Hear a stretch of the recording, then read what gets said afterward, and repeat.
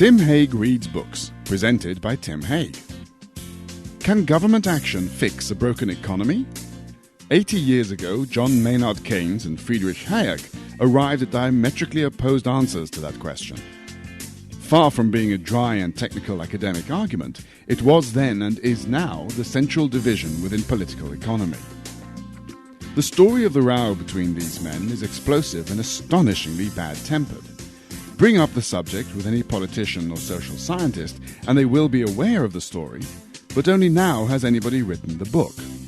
That anybody is Nicholas Wapshott, and Tim met him at his London publishers to talk about the economics and the politics and the personalities involved, bringing it right up to date to consider how Keynes and Hayek would have addressed the present difficulties. This is Tim Hague Reads Books, and let's have a look at today's Keynes, Hayek, The Clash That Defined Modern Economics by Nicholas Wapshott. Well, that's a suitably ambiguous title. It could not be clearer. We're talking about Keynes and Hayek. So I doubt there's anybody listening to this who isn't aware that Keynes was perhaps the highest profile economist of the 20th century. Probably we all know who Hayek was, and some of us even read The Road to Serfdom when we were students. But on a more important, deeper level, who were they? Why are we squaring these two figures up against each other? These are two guys who fell out with each other 80 years ago and had a very public scrap. It was duel by, of all things, Learned Journal. It doesn't sound very promising, but they were so spiteful and bitter and sarcastic towards each other that the whole academic community was scandalised. They were fantastically bad-tempered, weren't they, in print? I mean, you quote some of the things that where they're responding to each other, and you'll have Hayek saying something like, if Mr. Keynes had bothered to find out about these theories, he'd be a little better informed. He'd know what he was talking about. But in academic terms. And you think, well, this is fighting talk. It's amazing they didn't thump each other. Absolutely. Well, they were gentlemen in the end. They ended up being frenemies, actually. I mean, very good friends. When finally the LSE, which is where Hayek was bombed out of its premises in the war, they went up to Peterhouse. The whole lock, stock and barrel faculty went up there. And Keynes said, "Oh, Friedrich, you won't like the rooms at Peterhouse. Let me find you some rooms in King's College." So they ended up actually rather warm-hearted and friendly. But at the beginning of the 30s, this is 80 years ago almost exactly, is when they were fighting. And what they were fighting about turns out to be absolutely topical today. It's exactly the same argument.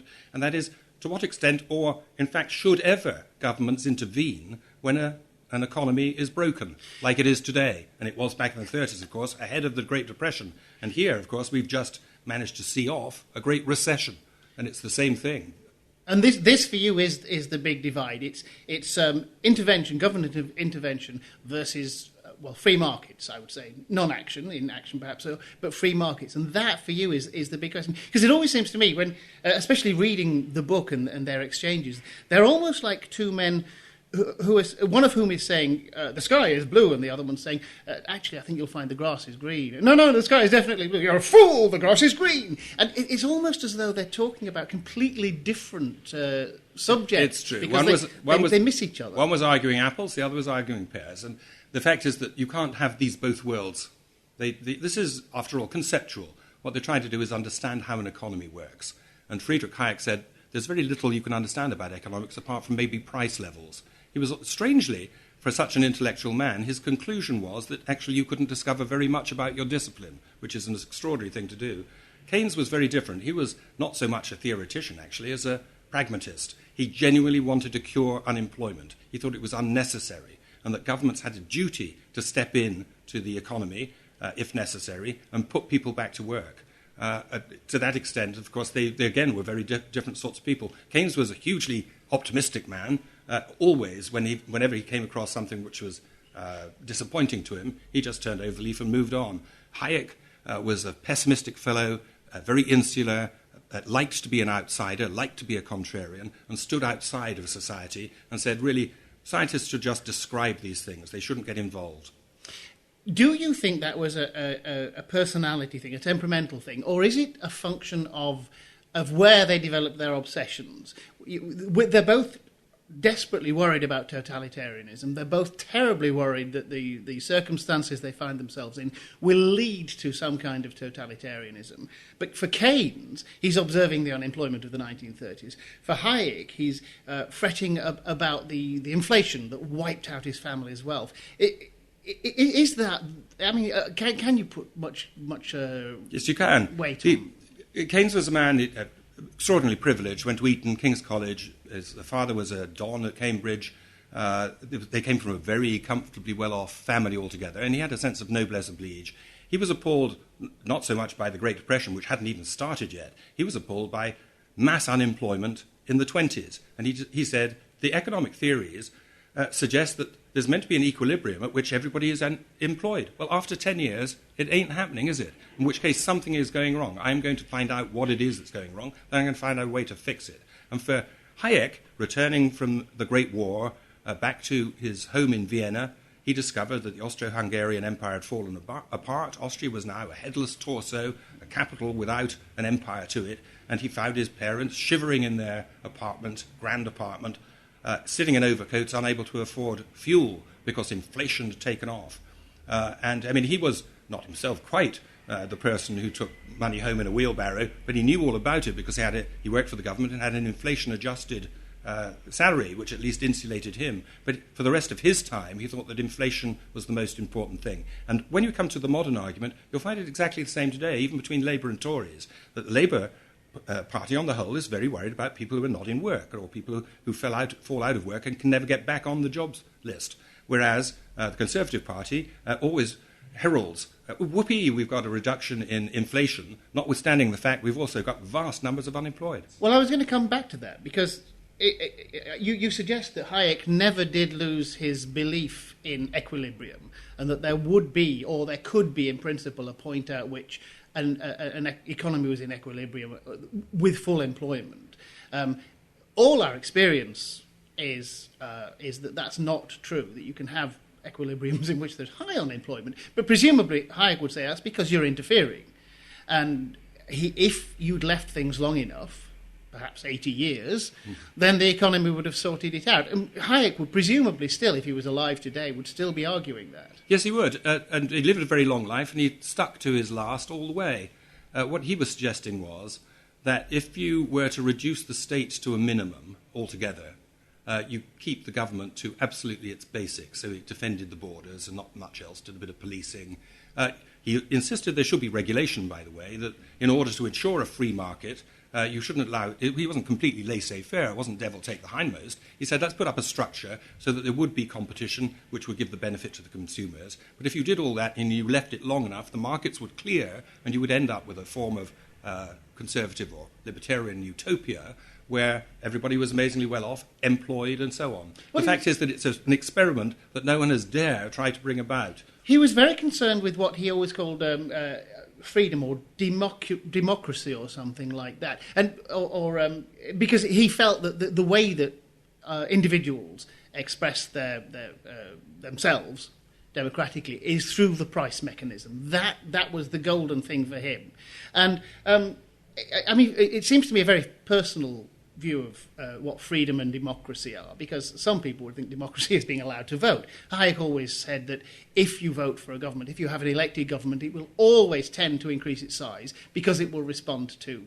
electoral demands. And I'm reminded of, do you remember what Anatole France said about the majestic indifference of the law, which allows rich or poor alike to sleep under bridges and beg in the streets and steal bread? And of course, that surely is true for economic actors as well. If you are unemployed, if you have no economic power, you're disenfranchised. What would Hayek have said about that? Well, he said they wouldn't be unemployed for very long. By the way, he also said that there should be basic, which is, I must say, just parenthetically, people who talk about Hayek and talk about the road to serfdom very often haven't read it. There's a very key element in what Hayek was suggesting. He said, yes, let's withdraw the state from everything, but at the same time, let's make sure that everybody in society is well looked after. He was a very civilized man and could not contemplate the wretched poor being on everybody's doorstep. So he said there should be universal health care, there should be generous provision of a social safety net for people, and that everybody should be provided with a home. which of course let Keynes Sounds like come in. socialism to me. Well, exactly. So, the Bible of the libertarians actually contains within it seeds of socialism, which, of course, when Hayek sent an early copy of The Road to Serfdom to Keynes, who read it whilst he was going over on the ship to the Bretton Woods Agreement, one of the many things. I mean, Keynes had Huge figure, 12 lives simultaneously. One of the many things that just fell out of his back pocket was the Bretton Woods Agreement. And he read it, and he said, dear Friedrich, you've written a really important book. I'm so glad that you've raised these very important issues. I'm most impressed. But I did notice that you said that in a civilized society we need these three important elements to keep absolutely everybody involved and to be fair to everybody. So in which case, aren't we talking about just where you draw the line between the state sector and the private sector? In which case, I agree with you. It's interesting, isn't it, that The Road to Serfdom, the book that defines Hayek in most people's minds, including Mrs. Thatcher and Ronald Reagan, is actually sort of the least economic of his books. It's much more a philosophical thing than a. That's right. He started economics. this duel started off as an economic one between what was Keynes's burgeoning ideas, which would lead to the general theory, which actually would transform economics forever. Before then, it was Marshallian, so-called business economics, if you like, basic stuff about price and demand, supply, and all, just the basic building blocks, the grammar of economics. But after the general theory in 1936, everybody understood the economy as a whole machine working together with moving parts in it. And that's macroeconomics. And the Austrians have still never quite come to terms with macroeconomics, even though everybody who learns economics today, between 1936 and the present day and way into the future, they are all studying and understand macroeconomics. Everybody's using as well. All the avowed Hayekians are using macroeconomics. You make the point that effectively macroeconomics is an invention of Maynard Keynes, that before him that there was no such discipline. And in a way, that's what the grass and the sky argument is, isn't it? Because Hayek would always have said you can only understand things from the bottom up, from microeconomic terms. Yeah, exactly. But actually, having apparently lost that argument in the 30s, he then resumed the battle against Keynes with a means of looking at the implications of what Keynesianism was. The thing about Keynes was, he said at the bottom of the business cycle, you can fill up the trough and put people back to work and prevent factories going bust if you do a number of things. He said you must make sure that interest rates are predictably low for a long period. You should slash personal taxes so that people have money in their pockets to go out and spend. And as the spender of last resort, if the private sector is not spending, then the state should do it. They should build infrastructure and so on. Of course, there was a corollary that at the top of the cycle, you should pay off the debt that you took out at the bottom of the cycle. That's the bit that's the bit which politicians find very hard to stick to. But the bottom, of course, free with every copy of the general theory, was a book of blank checks. And there's nothing politicians like doing better than spending your and my money. And so for them, Keynesianism was a gift. And it was that Hayek very early spotted, that if you had people spending taxpayers' money on their own projects rather than on what taxpayers would want, then there was a sort of deficit. And that individual rights were trammeled as what he called the planners, government officials, politicians and so on, spent like drunken sailors other people's money. What always seems to be missing to me in the Hayekian view is a sort of psychology of economics. It's this notion that we are all economic man, acting completely rationally with perfect information and with sort of equivalent ability. And he was obsessed with the relationship between saving and investment. Hayek always thought that if you save, then that's the same as an active investment. You tell us that Keynes exploded that by pointing out that there's a liquidity preference, that some people will not will save but not invest because they want to keep the liquidity option. And of course, on the sort of the personal level, we all know there are lots of reasons for saving. We save not because the rates are good or bad, but because we have a sense of the future. We want a pension. And your desire for a pension is not going to be significantly affected by the rate of interest today. And so the psychology seems to be missing in Hayek. He seems never to consider what actual people do, only the way the price. He was overly logical. I mean, he was, I don't want to make a stereotype, but I think we all recognize the sort of crispness that comes out of people who speak a Germanic language, there is somehow a sort of a passionless involved. They are so ultra-logical that, Keynes thought it drove them to bedlam in the end, because if you take anything ad absurdum, you end up in a real trough of despair. And I think that the opposite was true of Keynes. Keynes was passionately concerned about people, always. In his private life, he was a member of the Bloomsbury Group, very prominent member of the Bloomsbury Group, hugely aesthetic, collected pictures and so on, fell in love after half a lifetime of being a promiscuous homosexual. He then married a ballet dancer from the Ballet Russe. I mean, he was a very full-blossomed individual who was always concerned about humanity and where it should be. And if he saw humanity in distress, he wanted to fix it. But Hayek, it was a different thing. Hayek was merely looking at people as if they were, insects behind glass or germs underneath a microscope. He actually wasn't particularly concerned. And if you see, there's quite a lot on YouTube, well worth looking at, of Hayek being interviewed. He is a rather interesting and wonderful and rather droll character in the end. But, my goodness. But his thinking was bloodless, wasn't it? It was totally bloodless. That's a great way of describing it.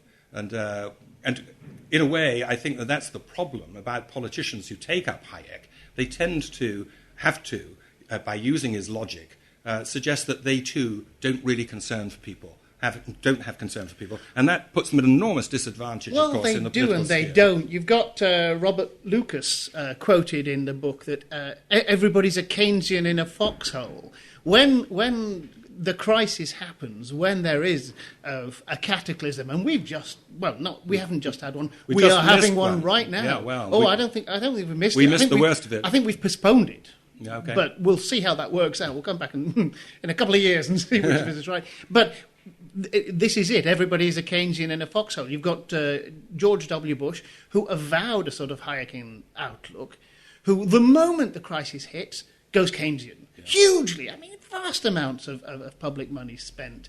How would Keynes and Hayek have responded to the present crisis? Keynes would have been far more inventive, and he would have already given us 6 different solutions to it. A lot of it would be to do with actually wiping out debt, effectively, forgiving debt. This had happened in the 30s. As opposed to defaulting, which is what's going to happen. As opposed to defaulting, yes.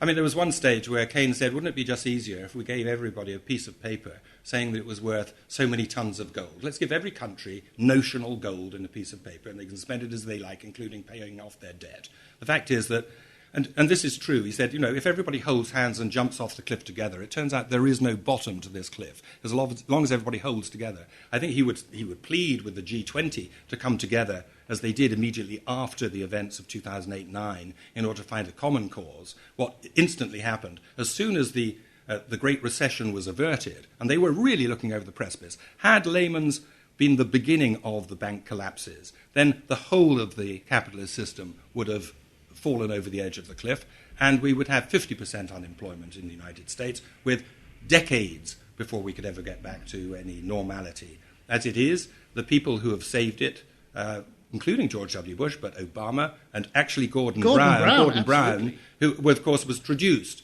There was instant buyer's remorse, saying, oh my goodness, because people, I can understand, it is very difficult to understand the Keynesian notion because it's based upon something which is contrarian. And that is, when you're in a hole of debt, the best thing to do is borrow more. And that is the truth. And it's a horrible thing because people see around their kitchen tables, and you and I, quite rightly, in this current climate, what we would do is to pay down our credit card debt as quickly as possible. It's what I'm doing, yeah. Exactly. We would cancel all our expensive foreign holidays. Mm-hmm. We would start living parsimoniously because we don't know, next month or in 6 months' time, we may not be employed, in which case we draw our horns in and retreat into our shells. But that is not what you do in a national economy. A national economy is very different. And the politicians who They deliberately deceive the electorate by playing the domestic economy game and use the terms of the domestic economy knowing full well, or maybe they don't. Maybe they're just ignorant of economics, in which case they're a liability. You in a way, you're almost describing Margaret Thatcher. And she and Ronald Reagan were, after all, the great disciples of Hayek, both of them economically illiterate. Neither of them had any grasp. Although I was interested in your book, you've got Reagan as a big reader and a thinker about economics, which I find astonishing. Everything I ever knew or understood about Reagan was that he was utterly. I mean, did you read David Stockman's book, his budget director? I did indeed. In which Stockman said the man didn't understand the idea of inflationary dollars. He thought $1 in 1 year was the same as $1, and that if you want putting a project to Reagan, you had to put it on one sheet of A4, because if he turned it over, he forgot what was on the other side. Yeah, well, I wrote a book about Reagan and Thatcher, you did, where Hayek, of course, is one of their common bonds. It's the reason when they first met in 1975, Reagan would start a sentence and Thatcher would finish it. They were absolutely on the same page when it came to these sort of big theories. But it was visceral with them, wasn't it? It wasn't an intellectual understanding. No, well, I think most of us come to a point of view which is actually based on something which is visceral. I mean, why is somebody who talks like me a conservative, but other people who talk like me are Labour? The fact is we have very similar backgrounds or whatever. It's not an intellectual thing. It's not if you're bright, you choose one route, and if you're dim, you choose the other. So how we come to our conclusions is a fascinating subject, which I must say is one of the things that has driven me to look at Reagan and Thatcher and people who actually I don't particularly agree with, but I find their point of view very interesting. And their dynamic is interesting. The passion with which they drove things forward. Yeah, but Reagan was misunderstood, or as George W. Bush would say, misunderestimated.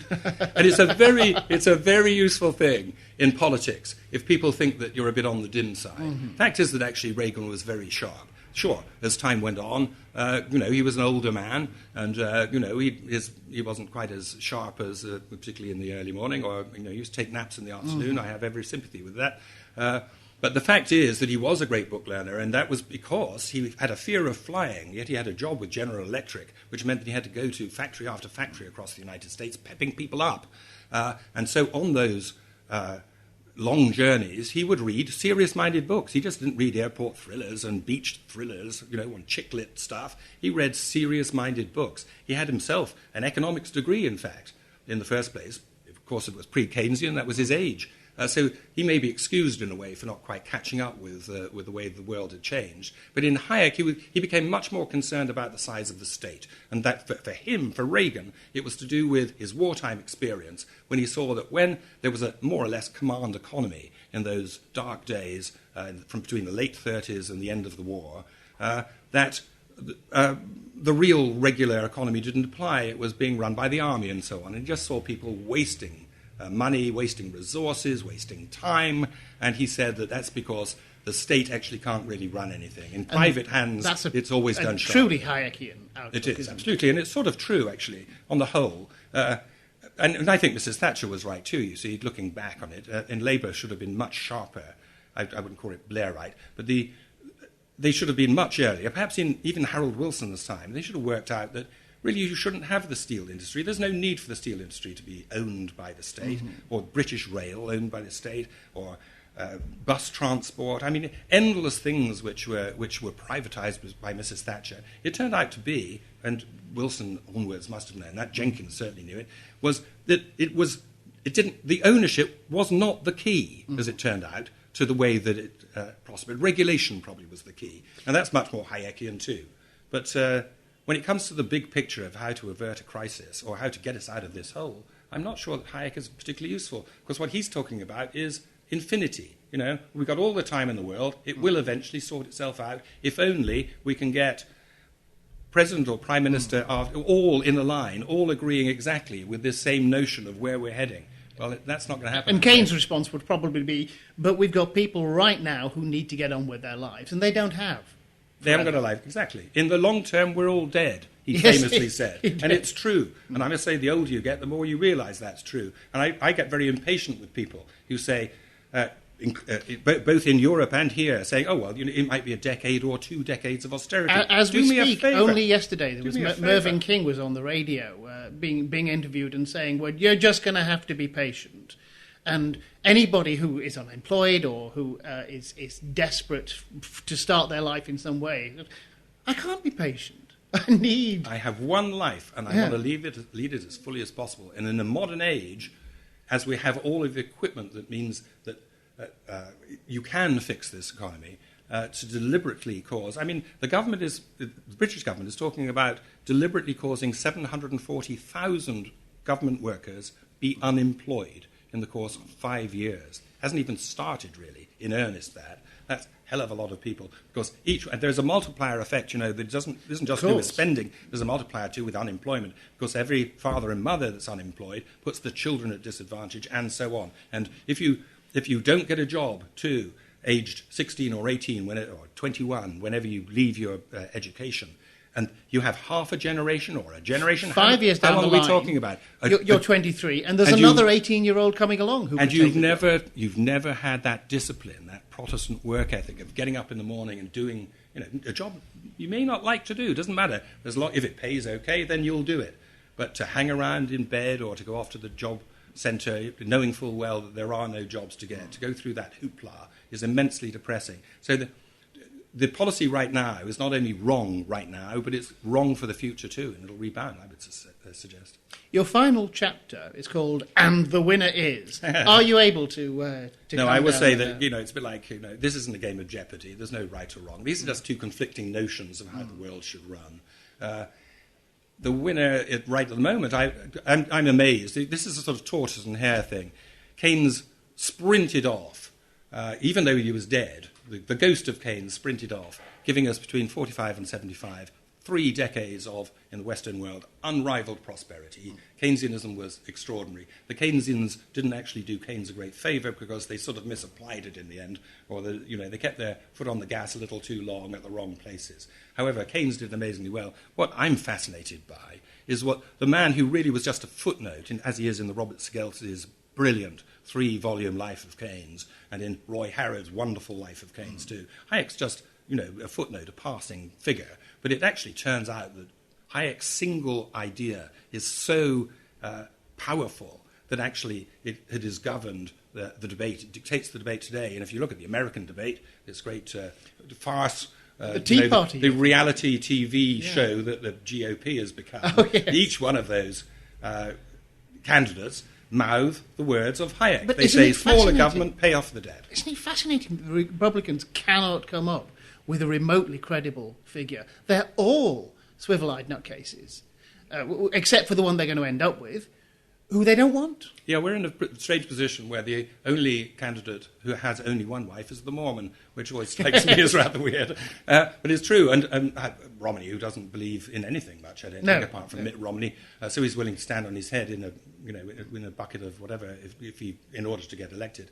But the fact is that the Conservatives and Libertarians hate him so much. What's happened to the Republican Party actually is very like what had happened to the Labour Party in a great amount of the 70s. They've actually enjoyed entryists. It's no longer a Conservative Party. They're a collection of libertarians, all of whom the road to serfdom is the Bible and Hayek is a god. And what they are, they're just absolutists. They will not allow anything to happen that doesn't go in their sort of checklist.